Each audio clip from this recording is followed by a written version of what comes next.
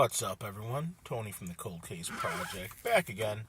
And today, what I want to run with you over is all content shared in these videos is readily available in any Google search. Now, with that said, I take this content, have it rewritten, and upon rewriting it, put it in these videos to spread the word on the thousands and thousands of cold cases of men and women throughout the United States that are just forgotten, and I give this platform to them so their cases and their stories can be told. Now, in addition to that, if you look down below in the description, you're going to see some brand new t-shirt and coffee cup designs I've actually gotten from a couple of my subscribers who have over the years have been giving me some awesome fan art. So with that said, I'm offering a 20% discount code down below if you check that out, and splitting proceeds with them because they are awesome. Been watching me for quite some time, and I definitely think they deserve to be rewarded for some of the work they do on top of being full-time employees also. So once again, if you have any recommendations or any suggestions, comment down below. Thank you so much for watching. Enjoy the video. Like, subscribe. I'm out. Peace.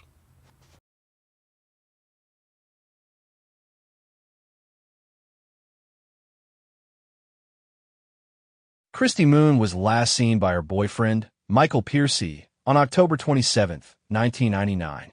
He claimed to have dropped her off at her mother's home in Parsons, Tennessee, but her mother said Christy never arrived. Her disappearance remains shrouded in mystery, and no one has heard from her since that day. At the time of her disappearance, Christy left all her belongings behind, including her purse, clothes, and driver's license. Even her last child support check, issued in October, was never cashed. Friends and family became increasingly concerned, as it was not in Christy's nature to vanish without contacting someone. While it wasn't unusual for her to drop out of sight for a day or two, she had never gone without checking in on her loved ones, especially her children. Christy had recently moved out of Piercy's Decaturville, Tennessee home and back in with her mother. The relationship with Piercy had grown strained, and Christy's decision to leave suggested she was seeking a fresh start. Piercy was known to have a violent and troubled history, making his claims about her whereabouts questionable from the start. Adding to the tragedy, Piercy was killed on November 26, 1999, less than a month after Christy's disappearance. During a routine traffic stop in Parsons, he opened fire on a police officer. The officer's partner returned fire, fatally shooting Piercy. His death marked the end of any chance to directly question him about Christy's disappearance. Authorities had also wanted to question Piercy in connection with the death of a Decaturville man. With this cloud of suspicion hanging over him, investigators strongly considered the possibility that Piercy may have been involved in Christy's disappearance. Despite these suspicions, concrete evidence was lacking and no definitive conclusions could be made. Christy's life had taken a difficult turn in the months leading up to her disappearance. Struggling with substance use, she had fallen into a cycle that concerned her family. However, those close to her also emphasized Christy's loving nature and devotion to her children. Her daughter, who was 8 years old at the time, remembers her mother as a good person who had simply fallen in with the wrong crowd. Christy's younger child, just 1 year old, would grow up without memories of her. Because of Christy's struggles, her children were often in the care of relatives. Yet, even with these challenges, she maintained regular contact and involvement in their lives. Her sudden disappearance left a painful void for her family, who have spent over 2 decades searching for answers. Despite the suspicions surrounding Piercy, the lack of physical evidence has prevented investigators from closing the case. There are still no verified sightings of Christy after October 27, 1999. No remains have been found, and no confirmed reports of her whereabouts have emerged. Law enforcement continues to investigate any leads, and her family holds on to the hope that they may one day learn the truth. Anyone with information about Christy Moon's disappearance is encouraged to contact the Tennessee Bureau of Investigation or local authorities.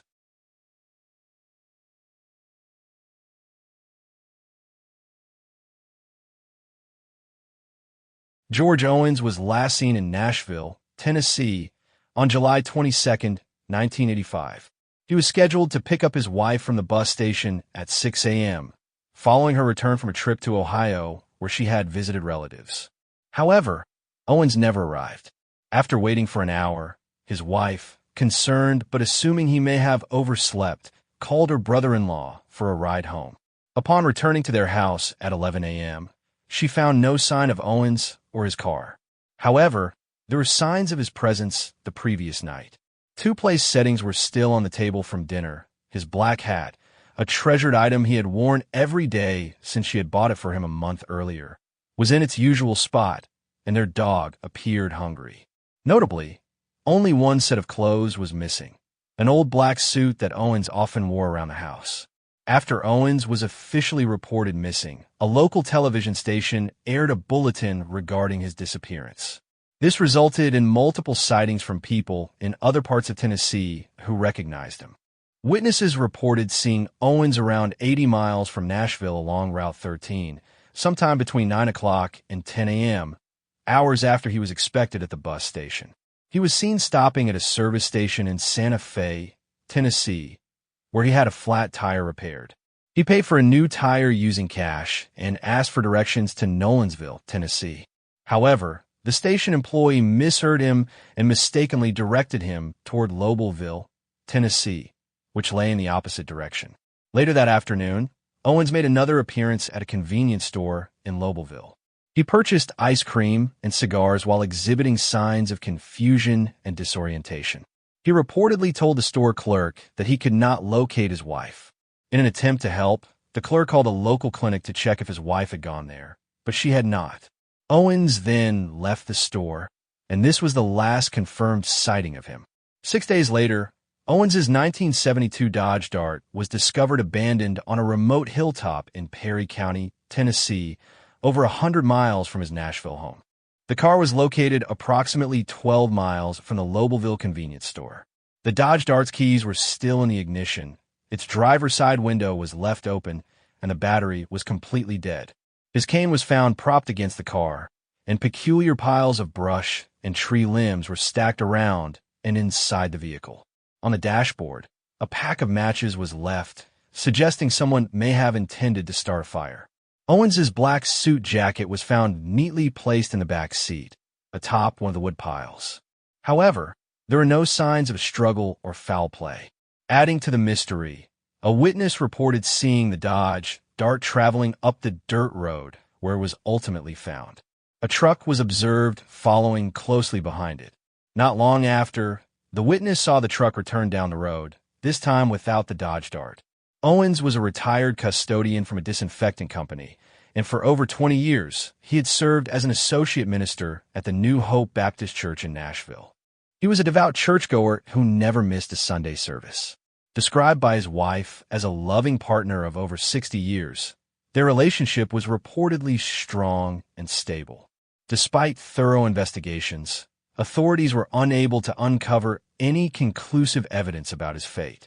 Owens's wife passed away in 1989 without ever knowing what happened to her husband. To this day, the circumstances surrounding George Owens's disappearance remain unknown, and his case remains unsolved.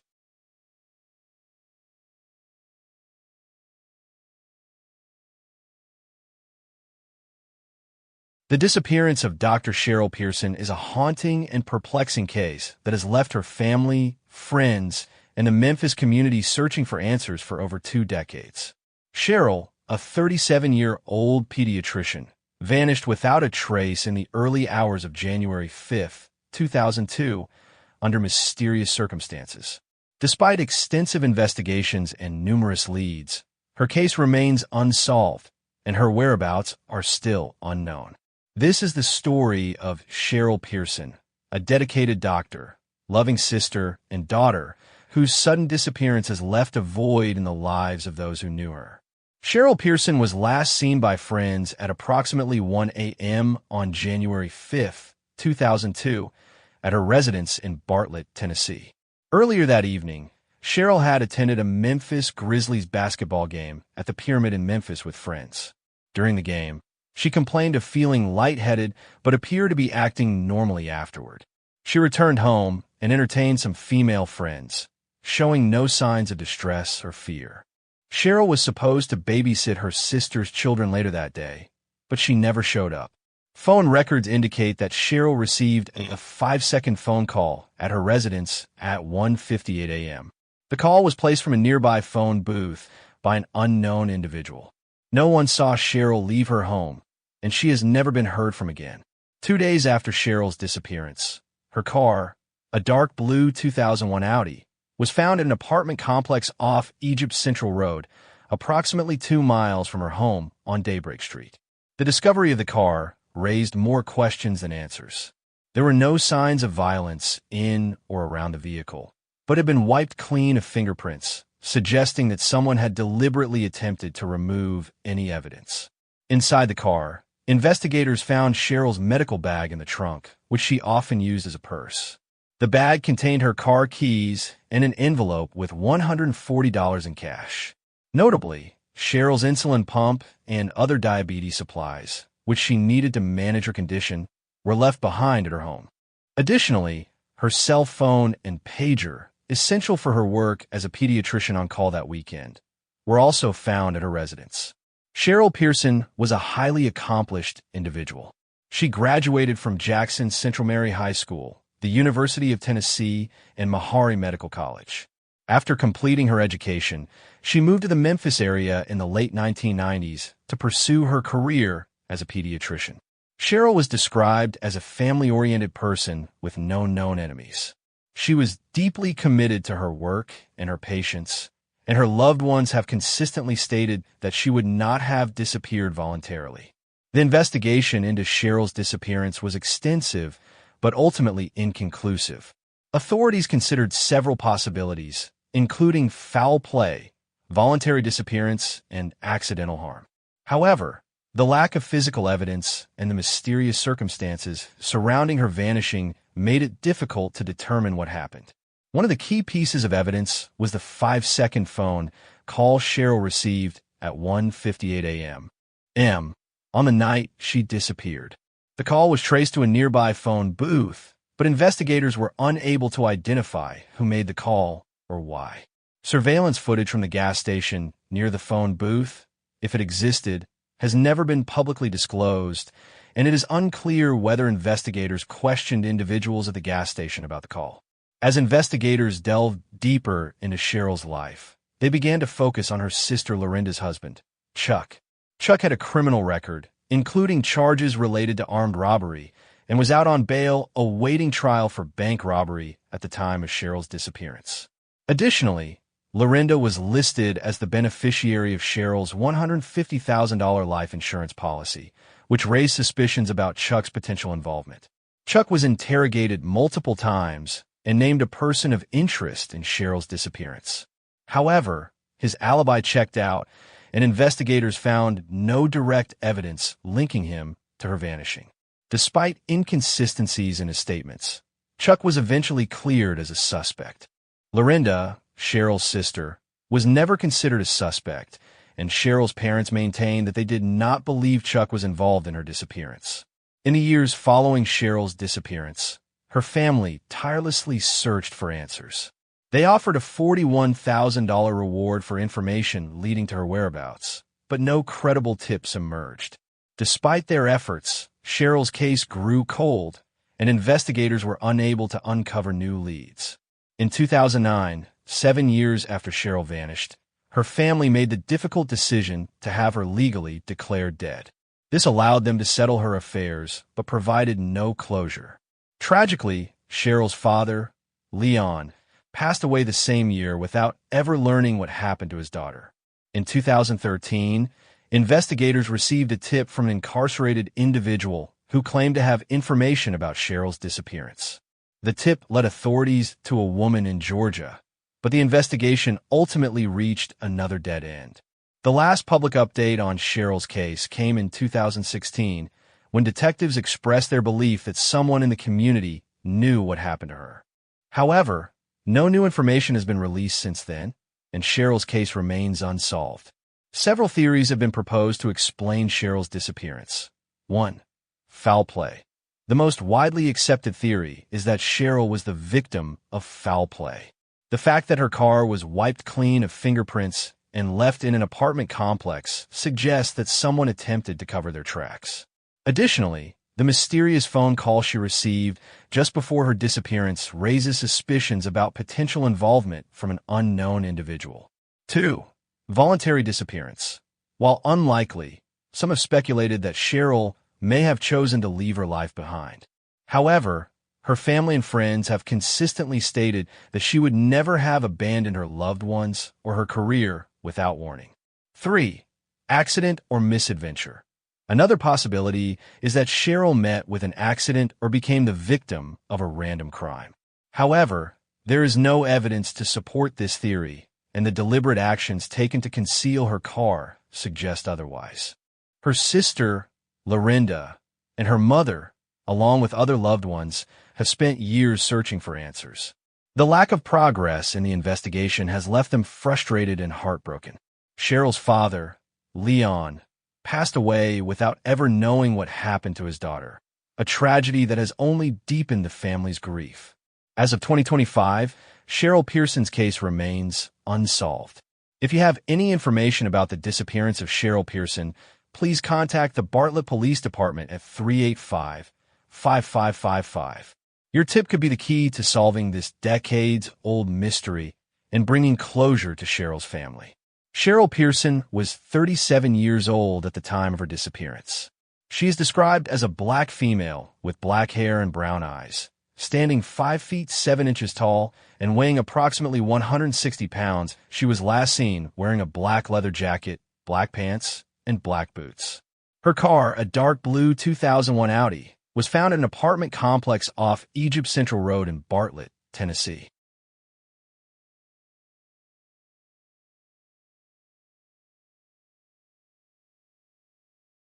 Kenneth Patterson was last seen in Church Hill, Tennessee on July 15, 1986. The following day, his slate blue 1972 Camaro was discovered wrecked on Goshen Valley Road, just south of the Holston River Bridge. The accident site was approximately 2 miles from Patterson's home. According to authorities, the car had been traveling south when it veered off the road, hit a ditch, rolled over, and finally came to a stop on its wheels. After the crash, it appeared that someone had attempted to drive the vehicle away from the scene. The Camaro had been driven into a nearby field, but it became stuck on a fence, preventing further movement. Despite the force of the accident, there was no visible blood or signs of injury inside the car. Patterson's wallet and other personal belongings were scattered on the ground nearby, but there was no trace of him. The absence of any signs of struggle or further evidence at the scene only deepened the mystery. Patterson was known as a wanderer who often hitchhiked or walked long distances, but he had always maintained regular contact with his family. His disappearance was immediately alarming to those who knew him. Initially, authorities speculated that he might have sustained a head injury during the crash, leading to confusion or memory loss. It was considered possible that Patterson could be wandering the area, suffering from amnesia. However, as days turned into weeks and no sightings or credible leads surfaced, investigators began to suspect foul play. Family members described Patterson as a generally kind and easygoing individual. Though he had faced some personal challenges, including occasional financial struggles, he had no known enemies. The lack of immediate explanation for his disappearance made the situation even more distressing for those close to him. Over the years, various tips and leads emerged, but none resulted in locating Patterson. Law enforcement pursued numerous investigative avenues, including the possibility that someone else was involved in his disappearance. Investigators particularly focused on individuals in the area who were known to have criminal backgrounds. Since Patterson's disappearance, one of the key suspects has passed away, while another remains incarcerated on unrelated drug and weapons charges. Authorities have not disclosed the names of these individuals or the specifics of their potential involvement, but they continue to believe foul play was a factor in Patterson's case. The lack of definitive evidence has hindered progress, and the case remains unsolved.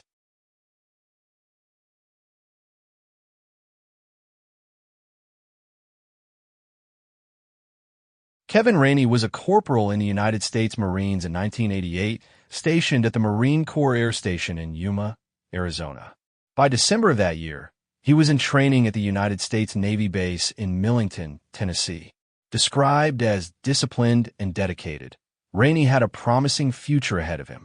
However, his life took a mysterious and troubling turn when he disappeared on December 19, 1988. While stationed in Tennessee, Rainey had become romantically involved with an exotic dancer from the area. Friends and acquaintances noted how infatuated he seemed, often speaking fondly of her. On the day of his disappearance, he went to visit her at her trailer home, which was located in a nearby trailer park. Upon arrival, Rainey was greeted by the dancer's boyfriend, a man with a reputation for being volatile and aggressive. Despite the tense situation, Rainey was invited inside the trailer. He accepted the invitation and entered the home. That was the last time anyone saw him. Days passed without any sign of Rainey. When he failed to report back to his duties, concern grew. The military and local law enforcement initiated an investigation. Then, several days later, a chilling discovery was made. Rainey's car was found abandoned in the parking lot of a nearby Walmart, positioned suspiciously close to the trailer park. Inside the vehicle, investigators found bloodstains. Though DNA testing was not as advanced in 1988 as it is today, the blood was determined to be consistent with Rainey's blood type, adding a grim layer of suspicion to the case. As authorities delved deeper into the investigation, they uncovered further disturbing evidence. The dancer's boyfriend was found to be in possession of several of Rainey's personal belongings, including his scuba gear, boots, and watch. It was also discovered that the boyfriend had gifted the dancer with items that Rainey had previously purchased. This revelation intensified suspicions that the boyfriend may have been directly involved in Rainey's disappearance. Despite the growing body of circumstantial evidence, no immediate arrests were made. The investigation stalled as the years passed, with Rainey's whereabouts remaining unknown. For decades, his family endured the agony of unanswered questions. His status with the Marines was marked as a deserter, a label that only added to their anguish. In 2005, authorities appear to be on the brink of a breakthrough. After reopening the case, investigators gathered enough evidence to prepare charges against the boyfriend for Rainey's murder. However, before justice could be served, the suspect passed away from cancer. While he was never formally charged, authorities continue to maintain that he remains the prime suspect in Rainey's disappearance. Rainey's family continues to seek answers. They are hopeful that advances in forensic science and the persistence of law enforcement might one day bring closure. Investigators believe that Rainey's remains may have been buried somewhere in the Millington area, but no evidence has yet been uncovered to confirm this theory. His case remains unsolved, leaving loved ones to hold on to memories of the bright and compassionate man who served his country with honor. If you have any information regarding the disappearance of Kevin Rainey, you are encouraged to contact the relevant authorities.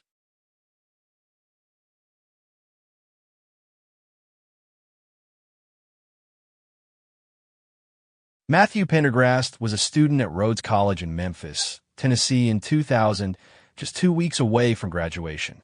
His family lived in Atlanta, Georgia, where his father worked as a plastic surgeon. Described as kind, caring, and highly intelligent, Matthew was actively involved in his school community. He participated in a fraternity, played soccer, ran track and field, and took part in theater productions. He also had a passion for mission work, spending 2 summers volunteering at an orphanage in the Dominican Republic. After graduating, Matthew had plans to dedicate his life to nonprofit work. On the morning of Friday, December 1st, 2000, Matthew was scheduled to attend his Spanish class at 9 a.m. The woman he rented his room from heard him moving around and saw him leave in his Navy 1998 Toyota 4Runner between 7:30 and 8 o'clock a.m. However, Matthew never made it to his class, and no one saw or heard from him again. Later that morning, a friend in Atlanta received a phone call from Matthew, which would be the last known contact with him. Concern grew quickly when Matthew failed to return home and wasn't answering his phone. Friends and family knew this behavior was highly unusual for him. Despite numerous attempts to reach him, there was no response. Then, later that day, Matthew's SUV was discovered by hunters in Lono County, Arkansas, about 120 miles from Memphis. The vehicle was found on a private dirt road near Bayou Meta, a swamp commonly visited by hunters. The car was unlocked with the keys still in the ignition. Near the vehicle, investigators found a neatly folded stack of Matthew's clothes, including his blue jeans, t-shirt, shoes, and socks. His wallet containing his driver's license, $46 in cash, a credit card, and family photos was still in the jeans pocket. Additionally, his journal was found nearby.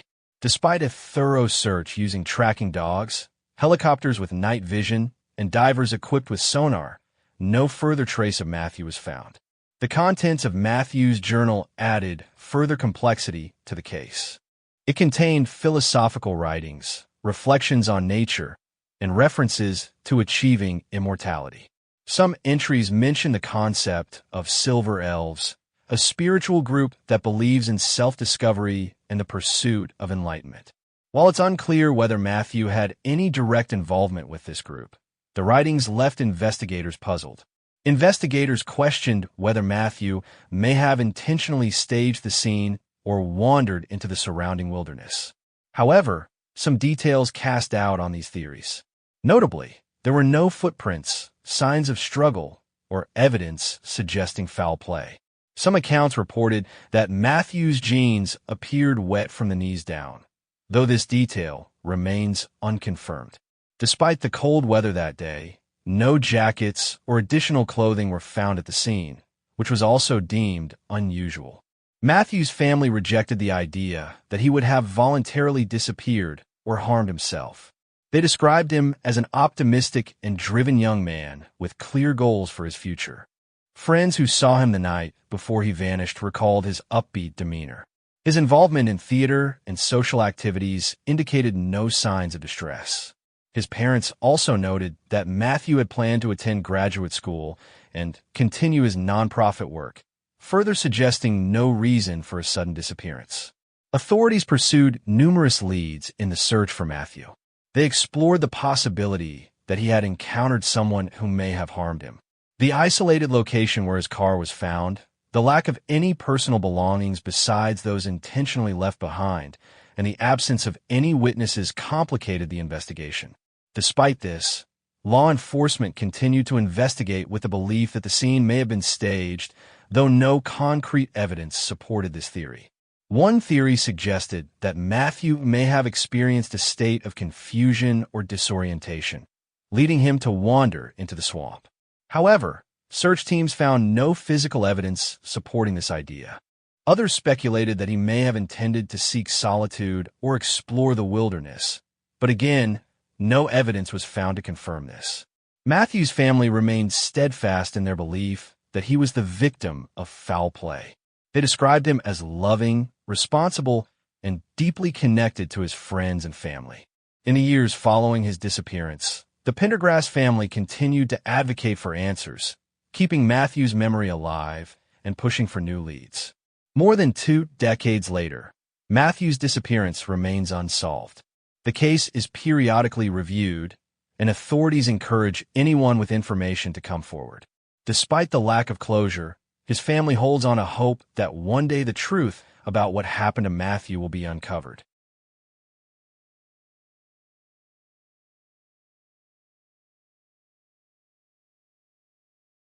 Veda Powers was last seen in Nashville, Tennessee, on May 26, 1982. That morning, she followed her usual routine. She left her home in a 900 block of 9th Avenue South and dropped her 2 young children off at daycare. Afterward, she picked up her sister at the Buena Vista Apartments and drove her to her job at the Continental Insurance office located off Murfreesboro Road. Powers then told her sister that she had taken a day off from her own job at St. Thomas Hospital and planned to return home to rest. This was the last confirmed sighting of Veda Powers. Her sister was the final person to see her before she vanished. 2 days later, Powers' orange 1975 Chevrolet Monza was discovered abandoned on 14th Avenue South, near Edge Hill Avenue. The car was located just a few blocks from her residence, raising immediate concerns. Inside the vehicle, her eyeglasses were found lying on the back seat. However, there were no obvious signs of a struggle, nor were there any clues pointing to her whereabouts. Her personal belongings, including her purse and identification, were notably absent. Despite thorough searches of the surrounding area, no other evidence was found. At the time of her disappearance, Powers was described as a reliable employee and a loving, dedicated mother. She maintained a close relationship with her family, often checking in with her sister and mother. Her sudden disappearance was considered deeply out of character. Loved ones immediately grew concerned when she failed to contact anyone or pick up her children for daycare. It was not like Veda to simply vanish without any explanation. Authorities initially conducted interviews with her family members, friends, and colleagues, hoping to find any leads that might explain her disappearance. They confirmed that she had no known enemies or ongoing disputes. By all accounts, Powers was a well-liked and responsible individual. Investigators also explored the possibility that she may have voluntarily left town. However, there was no supporting evidence to suggest she planned such a departure. Her bank accounts remained untouched, and her personal items were left behind. One theory considered was that Veda may have been taken against her will. Given the absence of any definitive evidence, foul play quickly became a leading suspicion. Law enforcement conducted numerous searches and followed up on potential sightings, but no verifiable information ever surfaced.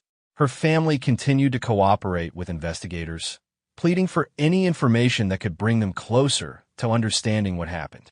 Powers' mother took on the responsibility of raising her 2 children in the wake of her disappearance. The emotional toll of her absence weighed heavily on her family, who struggled to find closure without answers. Her children, who were both very young at the time, grew up without knowing what had become of their mother. Despite the passage of time, the hope of uncovering the truth remained alive. In 1989, 7 years after she vanished, Veda Powers was declared legally dead. While this decision provided some legal closure, the emotional burden of her unexplained disappearance continued to haunt those who loved her. Even with this declaration, investigators never officially closed the case. It remains an active missing person investigation, with authorities still welcoming tips and information that could lead to new developments. Over the years, Veda's story has been kept alive through the efforts of her family and community. Her case has been featured in missing person reports and local media outlets in the hopes of generating new leads. Law enforcement remains committed to solving the case, believing that someone out there may hold the key to uncovering what happened to Veda Powers. If you have any information regarding the disappearance of Veda Powers, please contact the Nashville Police Department or your local authorities.